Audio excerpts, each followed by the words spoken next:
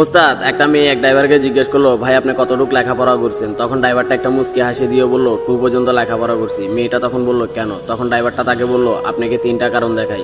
এক, কি হতো ওই 17 বছর লেখাপড়া করে, যেখানে 17 বছর লেখাপড়া শেষ করে একটা চাকরির জন্য গেলে বলতো কি অভিজ্ঞতা আছে চাকরির, যদি কোনো অভিজ্ঞতা না থাকে তাহলে চা নাস্তার জন্য 5 লাখ টাকা দিলেই চাকরি হয়ে যাবে। আর দেখেন, আমরা মাত্র 6 বছর হেল্পারি করে আজকে প্রতিষ্ঠিত। আমাদের এই 20,000 টাকার লাইসেন্সটা আমরা যে কোনো জায়গায় শো করলে আমাদের চাকরি হয়ে যায়। 17 বছর লেখাপড়া শেষ করে ভালোবাসার মানুষটাকে বিয়ে করতে গেলে মেয়েটার মা বলতো, বাবা আগে প্রতিষ্ঠিত হও, তারপর আমার মেয়েকে বিয়ে করার চিন্তা করো। আমি প্রতিষ্ঠিত হওয়ার আগেই দেখা যেত কোনো প্রতিষ্ঠিতওয়ালা ছেলে তাকে বিয়ে করে নিয়ে চলে যেত। আলহামদুলিল্লাহ, আজ আমি একটা কর্ম শিখে আমি কিছুটা প্রতিষ্ঠিত। 3, 2 টাকার ছিঁড়া নোট আর ওই সার্টিফিকেটের মধ্যে কি পার্থক্য আছে? যেখানে 17 বছর লেখাপড়া শেষ করে চাকরির অফার আসে, 12,000 টাকা স্যালারি, 8টা থেকে 8টা 12 ঘন্টা ডিউটি।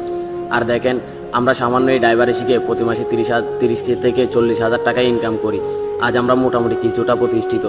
তাহলে কি লাভ হতো ওই 17 বছর লেখাপড়া করে? এইসব কথা শুনে তখন মেয়েটার চোখে অশ্রু টলমল করতেছিল। তখন ড্রাইভারটা একটা মুচকি হাসি দিয়ে বলল, এবার বুঝছেন আমরা কেন লেখাপড়া করিনি?